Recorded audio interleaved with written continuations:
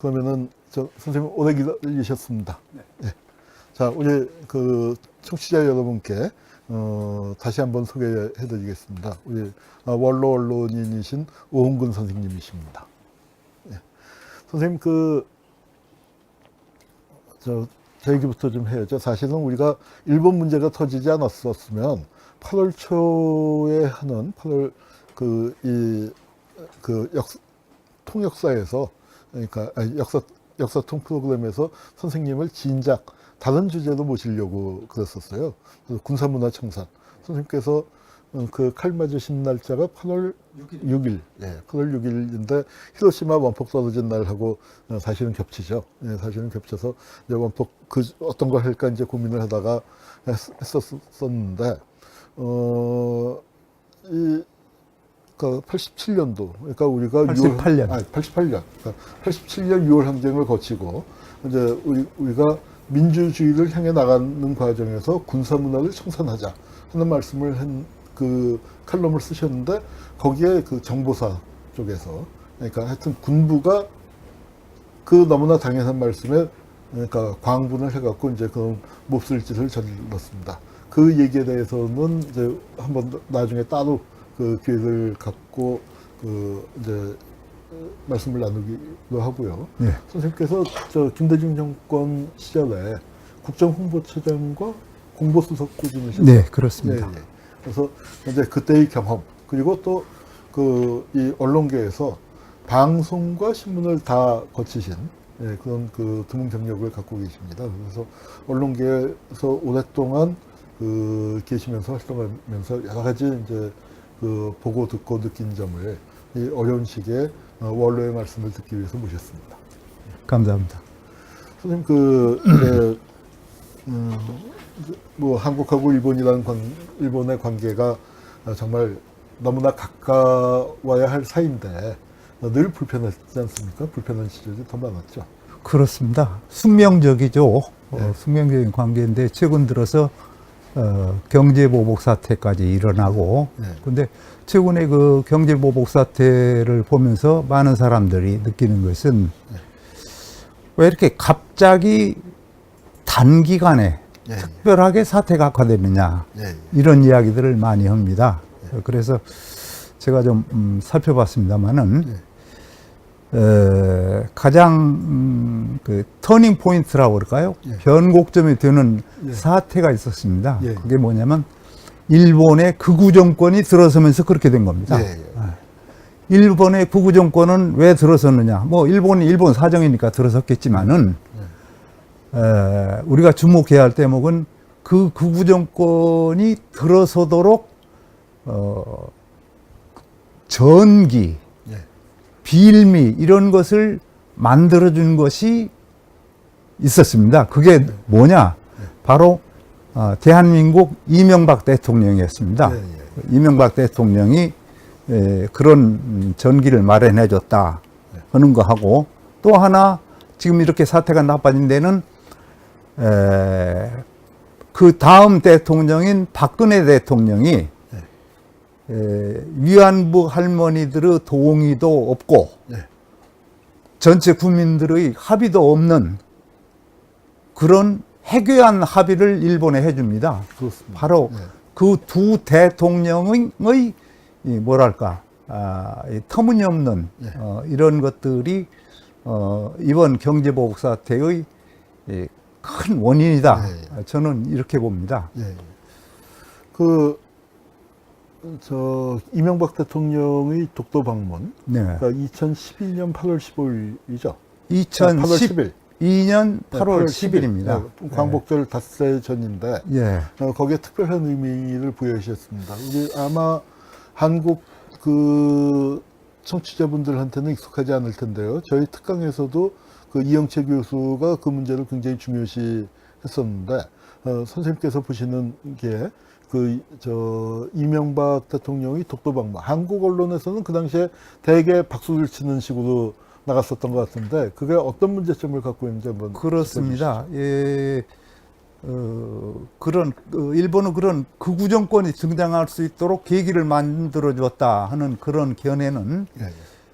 일본 사람들도 동의하는 사람들이 많습니다. 예, 예. 예.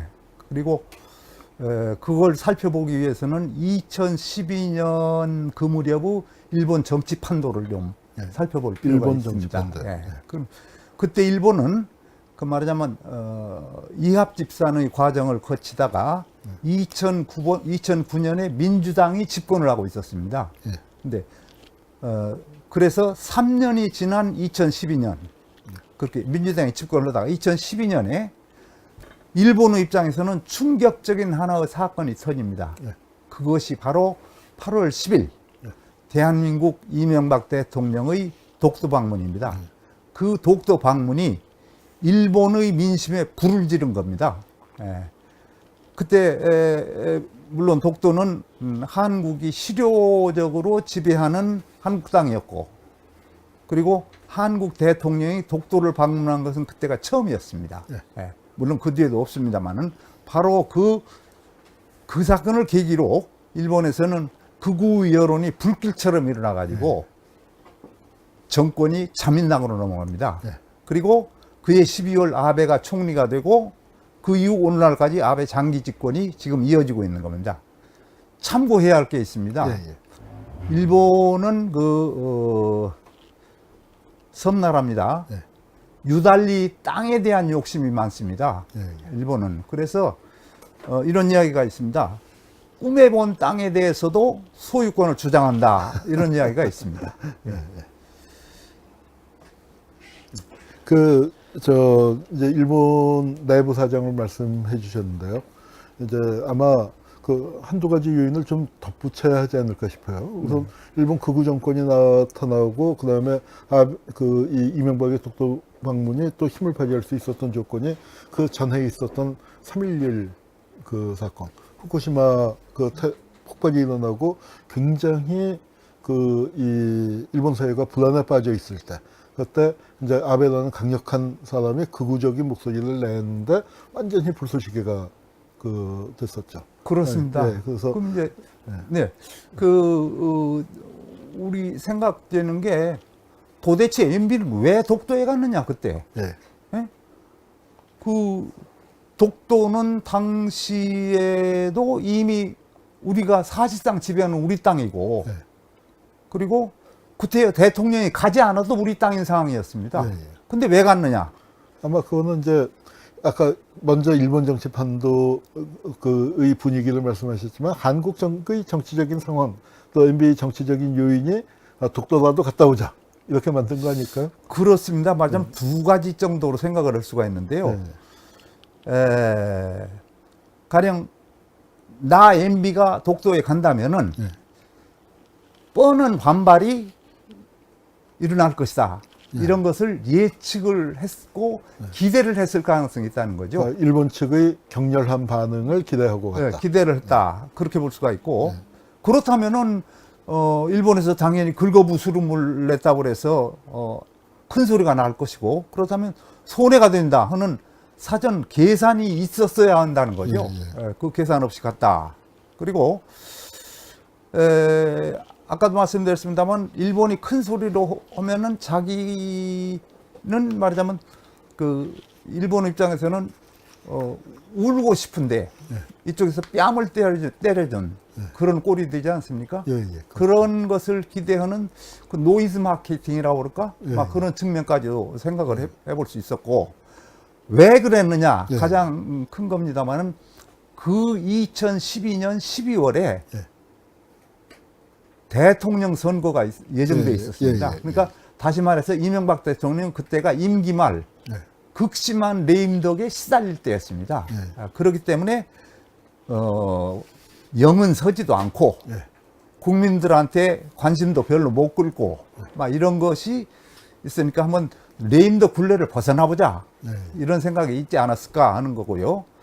그리고 실제로 아까도 말씀드렸습니다만 일부에서는 일부 언론도 그랬습니다만 박수를 쳤습니다. 잘 갔다.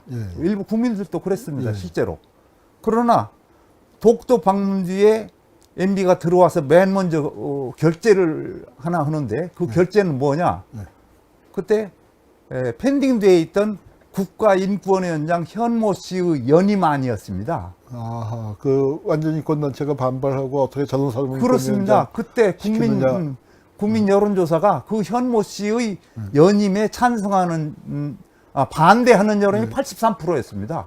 그러니까 인권위원장 체제 사람가 사실 사람들이 잘 모르는 체제인데 그렇게 반대 여론이 높았다는 건 정말 문제가 컸었다는 얘기죠. 그렇죠. 거기다가 결재로고, 그러니까 갔다 와서 따로 할 만한 일도 없었던 그런 상황이라는 거죠. 예, 예.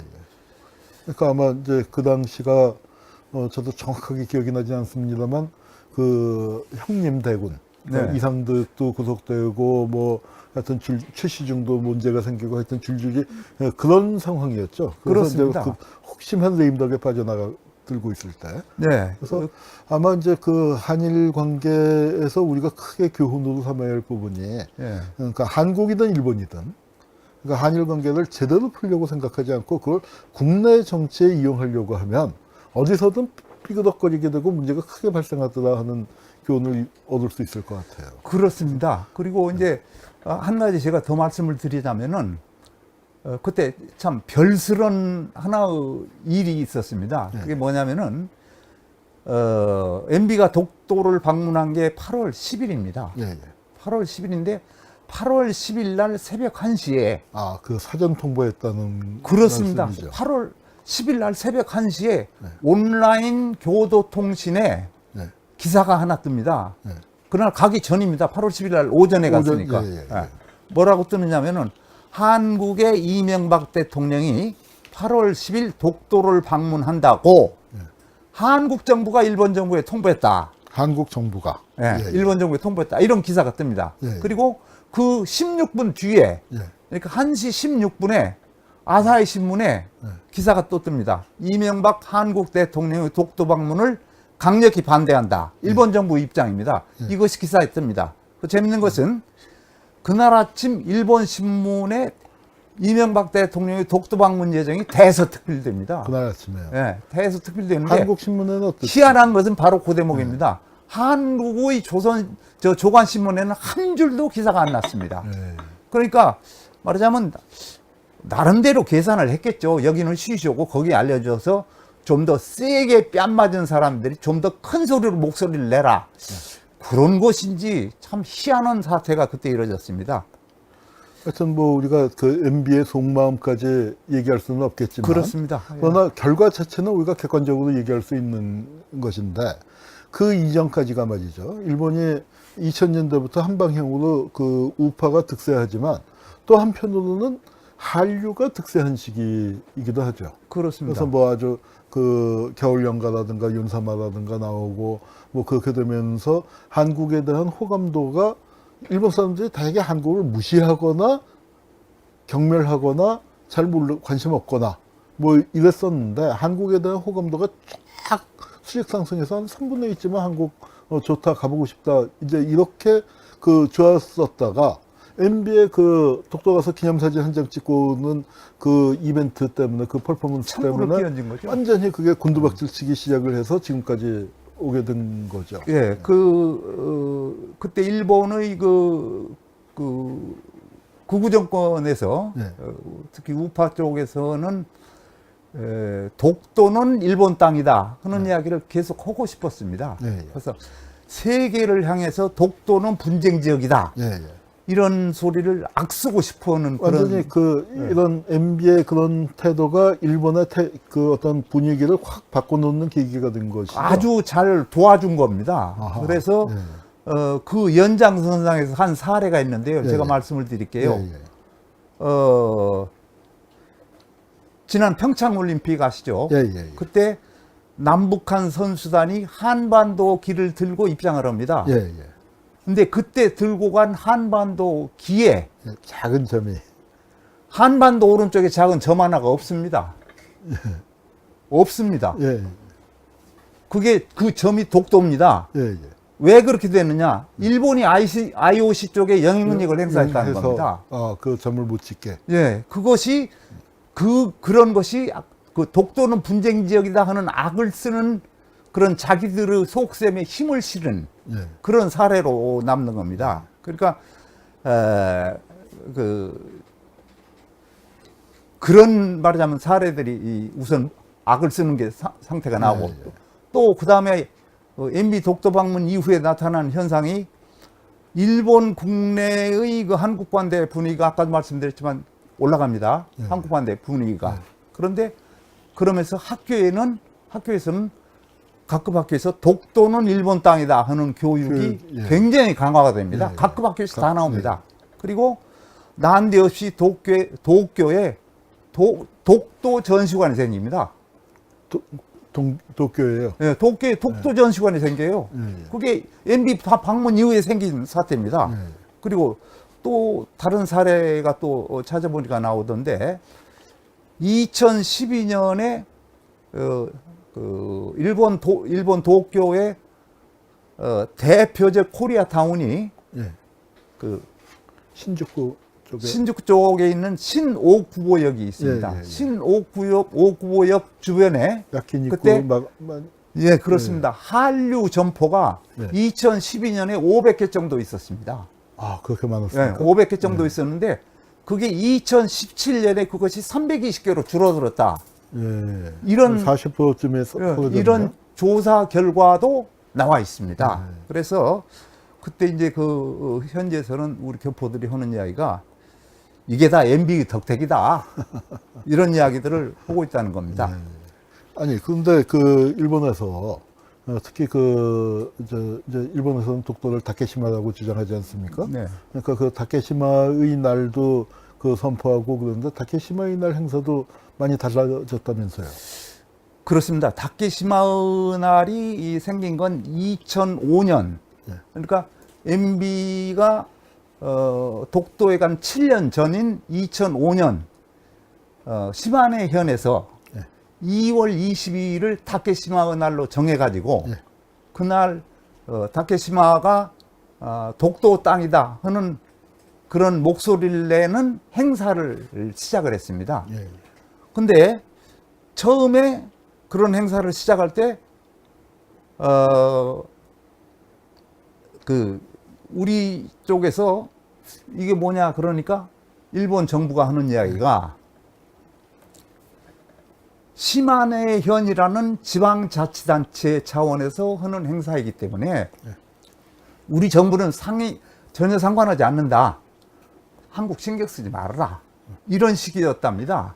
이런 식이었는데 이것이 MB가 독도를 방문한 2012년 8월 10일 이후 첫 번째 다케시마의 날이 언제냐? 2013년 2월 22일 아닙니까? 근데 그때부터 그 행사가 중앙정부 차원의 행사가 됐습니다. 아하. 그래가지고 그때까지만 해도 시마네현에서는 매년 행사 끝나면은 중앙정부에 항의단을 보냈어요. 왜 이렇게 중요한 행사인데 왜 중앙정부에서는 사람 하나 안 보내느냐? 왜 격려도 안 해주느냐? 그랬는데 2013년 2월 22일부터 중앙정부 차원의 행사가 되고 그러면서 중앙정부 차관급이 그 행사에 와서 격려를 하게 됩니다. 그게 이명박 대통령이 독도를 방문한 이후에 생긴 변화입니다. 아주 정말 훌륭한 업적을 남기신 게 되네요. 참, 예, MB 정가를 이야기할 때 우리가 어떤 국가나 민족보다는 개인의 이익을 위해서 참 움직였었던 그런 동물적인 감각이었는데 정말 동물 같은 짓을 한 셈이 됐습니다. 아주 그렇죠. 네. 할 수 없는 일들을 자, 했죠. 그러면 이제 그 상황이 이제 그렇게 이명박이 아주 결정적으로긴 이 카페트를 깔아줘서 글로 아베가 이제 딱 등장을 한 게 12월 아닙니까? 그렇습니다. 근데 그 12월 달에 또 한국에서도 선거가 있었어요. 그러니까 아베가 처음에 2006년에 집권했다가 이제 그때는 바로 뭐 얼마 안 돼서 수상 자리에서 쭉 밀려났다가 다시 이제 절치부심해서 2012년 말에 집권을 해서 지금까지 이제 7년 롱런을 하고 있는데 그때 아베가 일본 중의원 선거 있고 한 사흘인가 나흘 뒤에 우리 대통령 선거를 치러서 박근혜 아베가 당선이 됐는데 그렇습니다. 그때 사람들이 얘기한 게 아베는 기시노부스케의 외손이고 외손입니다. 박근혜는 다카키 마사오의 그렇습니다. 딸이고 둘 다 만주국의 깊은 인연을 가졌고 그래서 그걸 일본의 이제 유명한 소설가가 그 시바다 유타로가 귀태라는 표현을 썼지 않습니까? 태어나서 난들 귀신의 씨앗이 태어났다. 그렇습니다. 네, 그런데 그 아베 정권이 들어섰지만 초기에는 박근혜 정권하고 좀 그 긴장 관계가 있었지 않았던가요? 그것은 이제 박근혜 당시 대통령으로서도 그런 제스처를 취해야 할 이유가 있었겠지요. 예, 예. 뭐 분위기가 그렇고. 근데 중요한 것은 우리가 아까 그 정권과 말하자면 이번에 경제보복 사태의 그 원인을 이야기를 하면서 대통령 두 분의 얘기를 했습니다만은 결국 박근혜 정권이 일본과의 관계에서 결정적으로 하나의 뭐라 볼까 뭐 터닝 포인트죠. 거기다 보탬을 준 것이 바로 위안부 합의입니다. 예. 위안부 합의인데 그게 이제 위안부 아까도 말씀드렸습니다만 위안부 할머니들이 동의하지 않은 거였고 국민들도 동의하지 않았습니다. 그걸 딱 합의를 해줬는데 그게 그런 합의가 발표된 것이 어수선한 연말이었습니다. 2015년 12월 28일입니다. 연말이었습니다. 그리고 따라서 무슨 뭐 매복 작전 하듯이 막 착착착착 해냈고 그리고 거기 등장하는 용어들도 저는 그때 사실은 제가 좀 많이 몰라서 그렇습니다만 불가역적이란 말을 제가 처음 들었습니다. 저게 뭔 역적이라는 말인가 뭔가 그렇습니다만은 이게 뭐 그런 익숙치 않은 용어까지 등장을 해가면서 착착착 한 거예요. 정말로 참으로 불가사의한 사태였습니다. 이 무모하다고 해야 할지 용감하다고 해야 할지 이건 결국은 뭐냐 박근혜 씨가 국민 우습게 한 겁니다. 그리고 이게 국가적으로 엄청난 부담을 준 것이고 바로 그 문제 때문에 아베 수상은 그 뒤에 그거 바꿔야 한다 하니까 참 그 국가 맞아 수상이 뭐 1mm도 움직일 수 없다. 털끝만큼도 바꿀 생각이 없다. 이런 무례한 언동까지 일삼고 있는 거 아닙니까? 그래서 지금까지 뭐 그 전에도 그렇습니다만은 진정성 있는 시인도 없고 사과도 없고 우리 국민에게 용서를 비는 그런 선행 절차도 없는 것입니다. 그래서 우리가 분노하고 있는 것이죠. 아니 근데 이제 처음에 이제 결과물이 나왔을 때 이게 도대체 합의냐 하고 사람들이 깜짝 놀랐지 않습니까? 그리고 또 뭐 할머니들한테 내놓은 돈이라는 게 10억 엔이니까 뭐 그 할머니들이 그러니까 공개된 할머니들만 해도 240여 분이셨고 뭐 이제 그런데 뭐 그런 정도의 금액으로 했을 때 그러니까 합의가 돼서 잘 됐다라기보다는 상당한 모욕감을 느꼈단 말이에요. 그렇습니다. 그런 정도의 그걸 합의라고 한다면은 그 이전에 그런데 일본군 위안부 문제가 이제 처음 공론화된 게 노태우 대통령 시기였고 그리고 뭐 김영삼, 김대중, 노무현, 이명박 정권을 거치면서 그 정도 합의라면은 뭐 하고도 남았을 거 아닙니까? 그 합의가 뭐 일본과의 관계에서 우리가 합의를 못 끌어냈었다 하는데 박근혜는 그걸 업적이라고 내놓는데 그때 나왔었던 비판 중에 하나가 지금 이제 선생님께서 이명박을 많이 비판하셨잖아요. 독도 가서 그렇게 망신 먹었다고. 이명박이도 일본군 위안부 문제를 그렇게 팔아먹지는 않았던 거 아닙니까? 그렇습니다. 그래서 이제 그때 사람들이 참담한 심정이었죠, 다들. 도대체가 합의한다, 옳소라고 얘기하는 사람이 거의 없었습니다. 합의 당사자들하고 외교부밖에 없었죠. 글쎄요, 그때 어떤 기사를 보면은 당시 뭐 외교부 장관도 그렇게 유쾌하게 생각지 않았다 하는 대목도 있었습니다. 근데 그럼 도대체 왜 그랬을까? 지금도 의문입니다. 근데 제가 짐작을 해봅니다. 한 두 가지쯤의 이유가 있지 않을까 하는 생각을 해보는데, 우선 하나는 미국의 강력한 권유라고 그럴까요? 왜냐하면 한국과 일본이 좀 친해졌으면 좋겠다. 예. 그래서 자기들이 딜하기에 좋을 테니까 아마 이런 생각을 했을 것 같습니다. 그래서 강력하게 권유했던 것 같고, 그 뒤에도 뭐 거기에 대해서 그 특별한 반대의 이야기가 없었던 거 보면 그 얘기는 맞는 것 같습니다. 그러나 그런 권유가 있다 치더라도 국가 간의 문제이기 때문에 미국의 이런 식의 이야기는 할 수 있지 않았을까.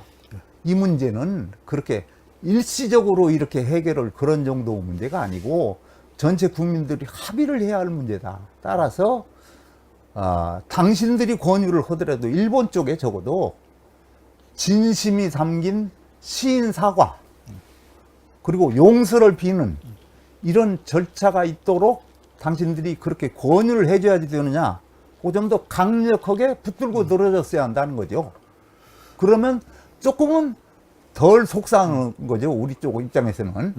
그리고 그런 생각을 하나 해보고요. 또 하나는 박근혜 대통령의 측근 가운데 한 사람이 이런 얘기를 했습니다.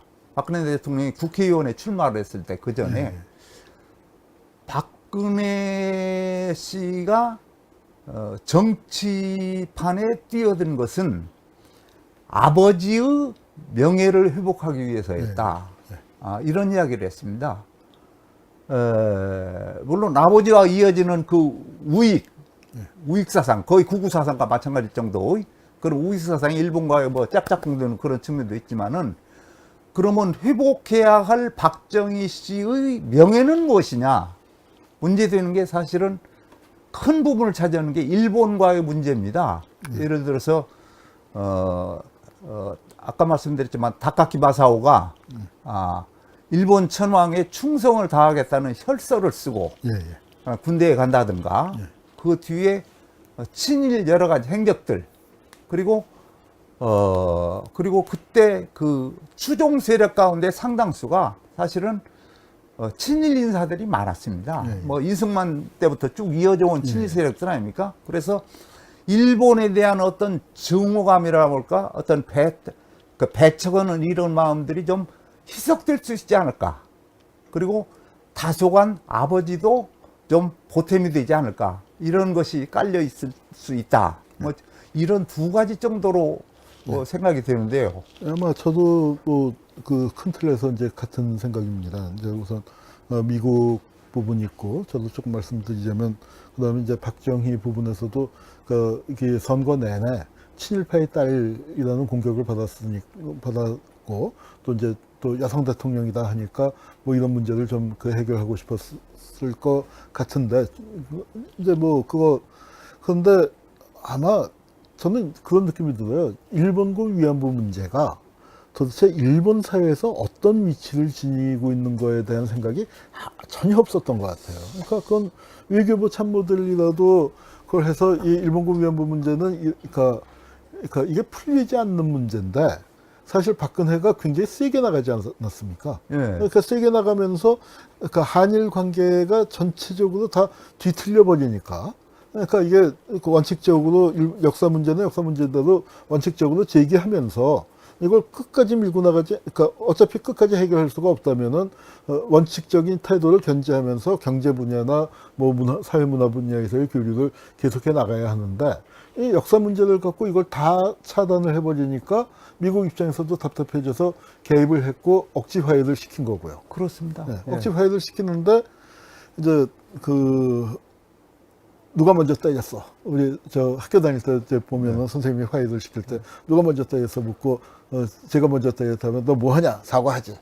그러면 사과하면 뭐 이렇게 제대로 사과하는 게 아니라 뭐 잘못했어 뭐 하면은 그 선생님께서 똑바로 사과해. 그게 아니라 얘 사과하는데 넌 뭐 하니? 빨리 그냥 악수 안 하고. 그냥 악수해. 뭐 이런 식으로. 그렇게 해버리면서 이제 엎어버렸는데, 적어도 일본 우익들에게 또는 일본 전체적으로 볼 때 일본군 위안부 문제라는 게 어떤 의미를 갖고 절대로 사과를 안 할 것이다 하는 걸 알았었다면 이 문제를 그렇게 극한으로 몰고 가는 거는 그러니까 현명하지 못한 거였죠. 그렇습니다. 지금 그 무렵에 그 일부 시민단체에서 뭐 이 방송에 좀 적합치 않습니다만은 이런 여기서 골빈 합의라는 얘기를 했습니다. 예. 그런 합의를 해놓고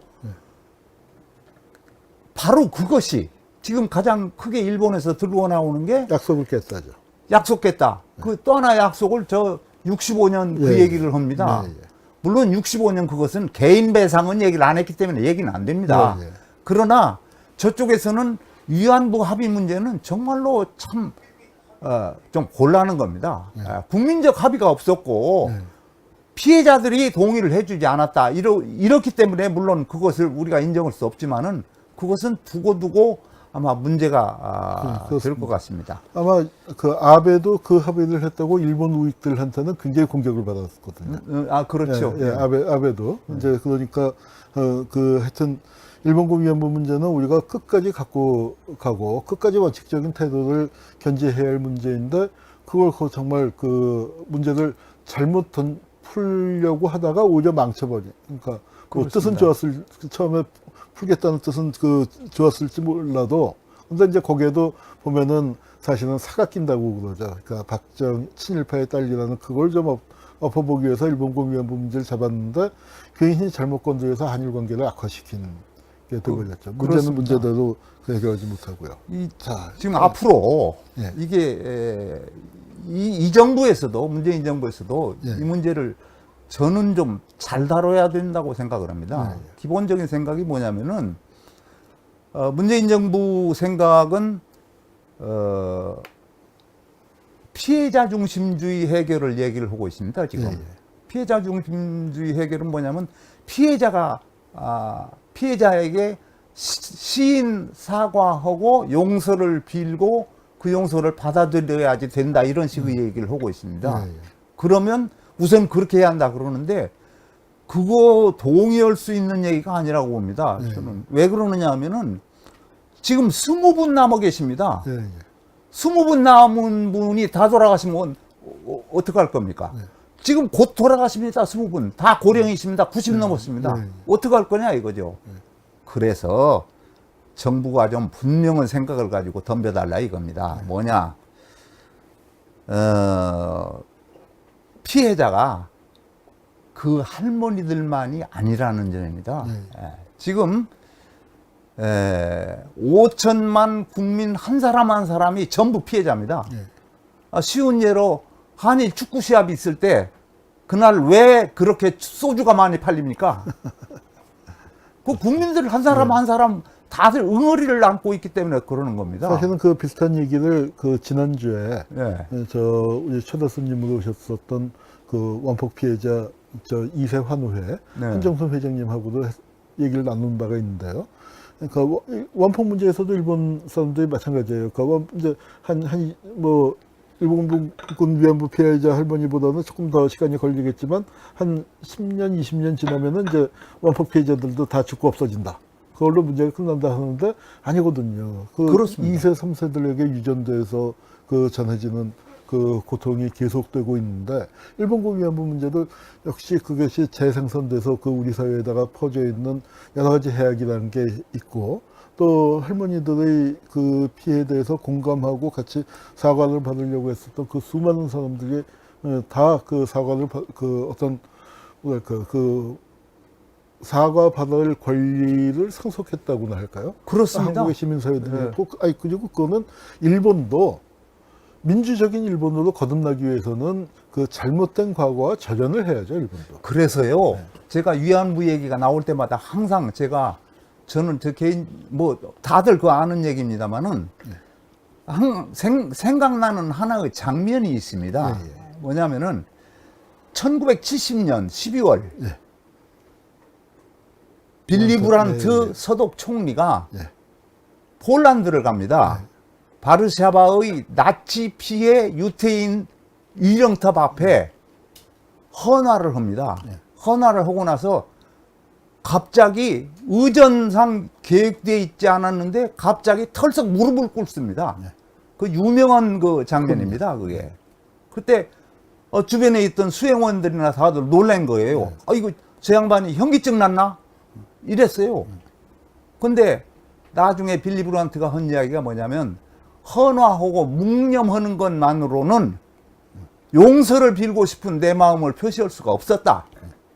이게 굉장한 얘기입니다. 예, 중요한 것은 그 뒤에 지금 현재 독일 총리 메르켈도 기회 있을 때마다 나치 악행에 대해서 용서를 빈다고 그러고 다닙니다. 거기에 해답이 있습니다. 일본 달라져야 합니다. 그게 독일이 통일될 수 있었던, 그러니까 그리고 독일을 더 이상 그 주변 유럽 국가들이 적대시하지 않게 됐고, 그 다음에 이미 이제 유엔을 재편한다 하는 얘기가 나올 때, 유엔이라는 게 완전히 연합국이 이제 중심이 돼서 했는데, 그것이 아니고 그 실제 국력을 바탕으로 했을 때 독일은 경제적으로 보나 그 유럽 사회에서의 위치로 보나 세계의 지도적인 국가인데, 상임이사국 체제를 이거 바꿔야 하는 거 아니냐 논의가 나올 때마다 상임이사국 후보로 거론이 됩니다. 그러니까 특히 많이 거론되는 게, 자, 그때 연합국과 추축국이 싸웠는데 연합국 추축국 다 합쳐서 뭐 그 상임이사국을 8개로 늘리자, 또는 뭐 아예 더 제3세계에서 올라온 나라들 포함해서 10개로 하자, 뭐 이제 여러 가지 논의가 있는데, 그런데 일본이 상임이사국이 되겠다고 했을 때, 독일이 상임이사국이 될 때 유럽에서 반대할 나라 별로 없을 거라고 생각이 드는데, 일본이 상임이사국이 되겠다고 하면은 아시아의 그 주변 나라들이, 대만은 잘 모르겠습니다만 웬만한 한국, 중국 정말 도시락 싸갖고 다니면서 안 된다고 이제 할 거란 말이죠. 그건 바로 과거사회 때문인데. 그죠. 중요한 대목이 있습니다. 우리가 꼭 짚고 넘어가야 할 대목이 독일 사람들의 어법, 빌리 브란트와 메르켈의 어법에 1mm도 움직일 수 없다. 털끝만큼도 변할 수 없다 하는 그런 어법이 없습니다. 그런 말이 없습니다. 그것을 일본이 그것이 바뀌어지지 않으면은 그거는 오히려 피해자의 어법이어야죠. 그렇죠. 사실은 나는 그러니까 할머니들도 뭐 돈을 받아서 그런 거 아니지 않습니까? 돈 그까짓 거 안 받아도 좋다. 또 그다음에 할머니들이 모욕감을 느꼈고 시민들도 모욕감을 느낀 게, 일본이 그 10억에 나눈다고 하니까 우리가 모아드리자.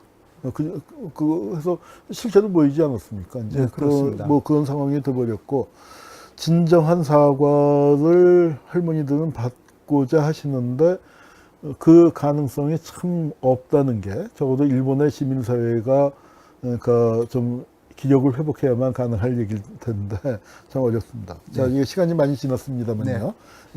선생님 이제 DJ 정권에서 이제 시절에 아주 측근에서 제일 가까이, 국정홍보처장이라면 이나 공보수석이라는 자리가 제일 자주 아침 저녁으로 접하면서 DJ의 속마음을 국민들에게 전달하는 자리 아니었습니까?